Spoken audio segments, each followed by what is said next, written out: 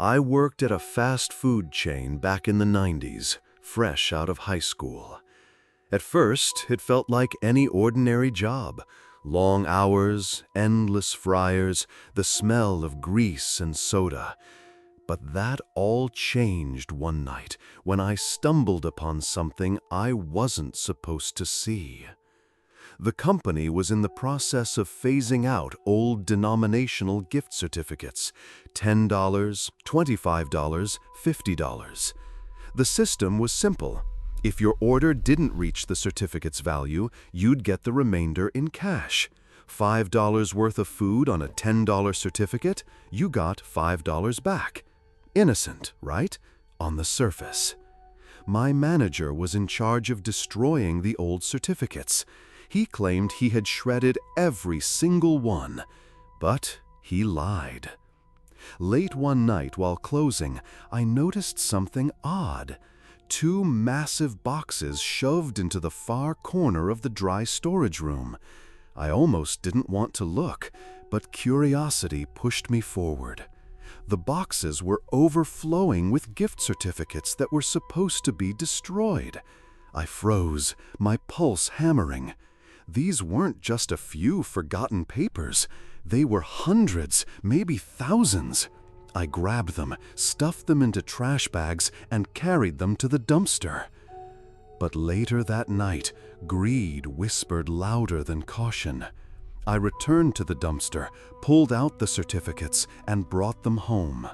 I counted them meticulously. $1,025 in certificates, mostly $10, some $25 and $50. No expiration dates. Total value, $440,000. My manager never suspected a thing. He had already reported them destroyed. Over the next 3 years, my girlfriend and I became invisible predators. We hit every franchise in our state, then neighboring states, learning the quirks of menus, the half values, the exact change we'd get back. We never kept spreadsheets, but we memorized everything. We began hoarding the change in a shoebox, watching it grow, our obsession mounting. I used part of it to buy my first car, $7,800 cash. But it wasn't just about the money. It was the thrill, the secrecy, the sense of control over a small, invisible empire that no one else knew about. The certificates became a world of their own, fragments of stolen power that existed only between us. There were moments of paranoia. I'd glance over my shoulder in a store, imagining cameras hidden in corners, managers watching, co-workers whispering. Every transaction felt like a risk, a delicate dance on the edge of discovery. The thrill was addictive. We became meticulous, calculating every order, memorizing the exact cashbacks for obscure menu items, even the smallest extras. We laughed, we hoarded, we sometimes felt guilty, but mostly we felt alive in a way no paycheck ever gave. The certificates weren't cash, they were pieces of someone else's world that had fallen into our hands, and for a while it felt like we could control it all. A few things people asked after I shared this story years later. 1, we could hit 10 to 12 stores in a day, driving 5 to 6 hours straight. Both of us would use certificates, and it was surprisingly efficient. 2, the only cameras were at registers and takeout windows, nothing in the storage or back areas. 3, the manager never suspected us, or at least never treated us differently. 4, each certificate had a generic code, nothing traceable. All 25 certificates shared the same code. 5, even after they stopped selling the certificates, the stores were instructed to honor them. They were prepaid, not coupons. And most importantly, there's a limit to how many kids' ice cream cones one can eat before the thrill of the scheme turns into obsession. By the end, it wasn't just about money anymore. It was about secrecy, about power, about knowing we held a hidden world in our hands that no one could touch. But the obsession took its toll. I started imagining what would happen if we were caught. Nightmares of managers confronting us, auditors knocking on doors, police investigating. We were prisoners of our own game. Even now, decades later, I remember that smell of fries and grease, the feel of those paper certificates in my hands, the thrill of bending the rules. It was a secret empire built on shadows and curiosity, and for a time, it felt like we were untouchable. But the memory carries a weight, because I know how close we came to losing it all, and the thrill is inseparable from the fear it brought.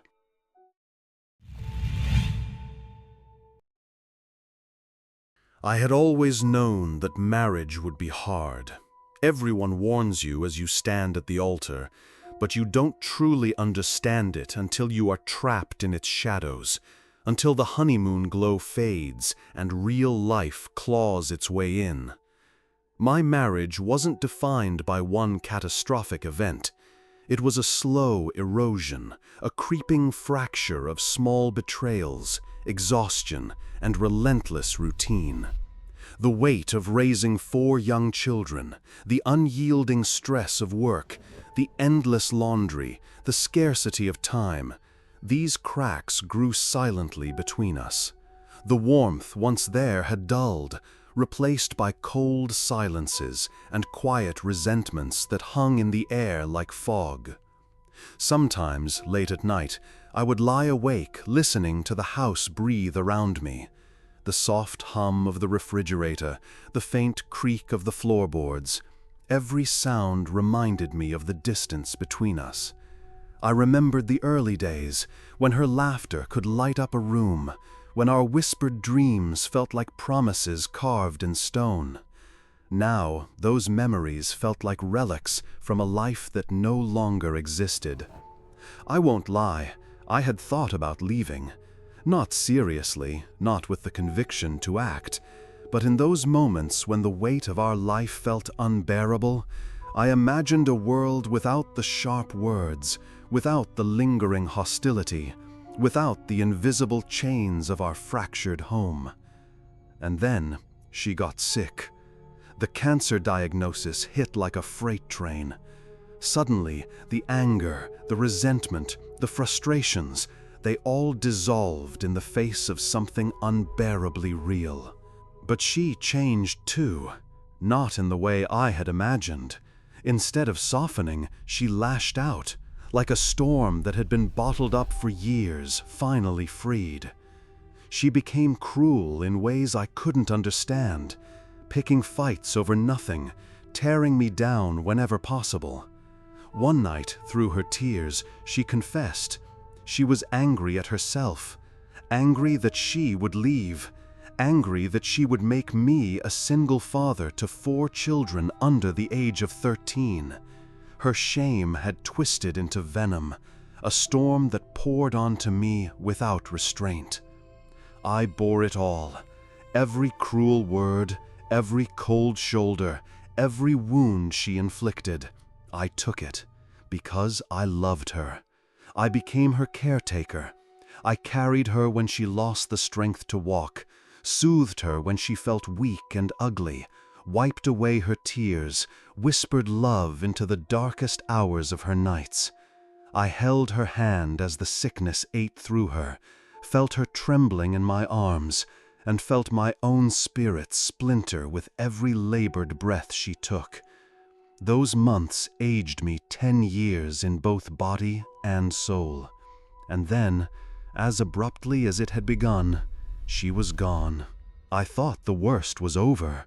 The grief, the emptiness, the struggle of raising 4 children alone. I thought that would be the hardest part. But I was wrong. In the weeks after her funeral, as I sifted through her things, handling the soul-crushing details of death, closing accounts, sorting finances, I discovered something far worse. Hidden in a separate email account, she had been plotting against me. Divorce, custody arrangements, legal strategies to make me a weekend father, plans to dismantle my life piece by piece. These weren't remnants of old anger. They were from the weeks before her diagnosis. She had planned to abandon me, to take my children, to erase everything we had built together. I sat there, staring at the screen, shaking, my breath shallow. The betrayal cut deeper than any disease could. Every act of care, every sleepless night, every ounce of love I had poured into those final months, it had been for a woman who had already decided to destroy me. She had let me believe in her regret, in her love, while secretly orchestrating my ruin. I had carried her up the stairs, bathed her when she could no longer lift her own arms, fed her when her hands shook too much to hold a spoon, whispered comfort into her ears, all while she had planned to cut me from her life. The house felt different now, heavy and suffocating. I could almost hear her presence in the rooms, taunting me, her absence pressing in like a dark tide. I wanted to scream, to hate her, to claw at the walls, but there was nothing left. No confrontation, no resolution, no apology. Only the bitter, unrelenting truth. I grieved her, I cared for her, I loved her, and she had already decided I wasn't worth saving, even from myself. I walk through the empty rooms at night, hearing echoes of laughter that never return. Sometimes I see shadows out of the corner of my eye, or feel her gaze lingering when no one can be. I know it's only my mind playing tricks, but the fear, the betrayal, the sense of being watched never leaves. I wake every morning knowing the woman I once loved, the one I carried through her darkest days, had long ago decided I wasn't worth saving. I won't tell my children, not now, maybe never. They have already lost their mother. They don't need to know she had plotted to erase their father, to shred our family before fate intervened. Let them keep their memories intact. Let them believe in love, in family, in the life we shared. But I have no such luxury. I wake each day with a weight pressing on my chest, a constant reminder that the person I trusted most in the world had spent her last days secretly destroying me. And so I live with it, alone, haunted, betrayed. The home we built is still standing, the children still laugh and sleep and grow, but I carry a darkness within me that no one will ever see. A darkness born from love, from devotion, from betrayal so absolute it has no name. And every night, I wonder if the love I gave her, the life I tried to save, was ever real to her at all.